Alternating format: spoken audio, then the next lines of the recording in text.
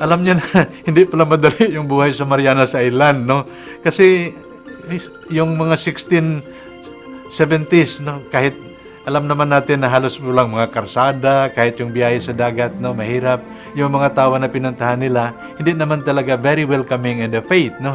Pero hindi, no, sabi niya, no, he's staying, no. So yun siguro palaala sa atin na may mga bagay na hindi naman madali, no. Pero kahit mahirap, kung palagayin natin mabuti, no. Yun siguro yung isang pinakita niya. At sabi nga nila, noong atakihin silang dalawa ni Padre San Vittorius, pwede naman siyang tumakbo, no. Pero hindi, no, yung talagang friendship niya sa pare, no, he was willing to die with him, no, for the faith. Yun, ano.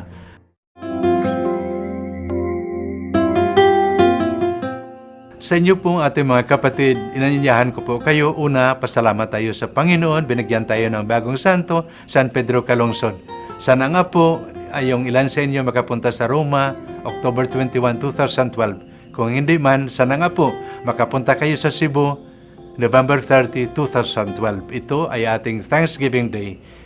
Sa inyong lahat, sabay-sabay tayo magpasalamat sa Diyos. Sana nga po, pagpalain kayo ng Panginoon sa pamamagitan ng panalangin ni San Pedro Calungsod.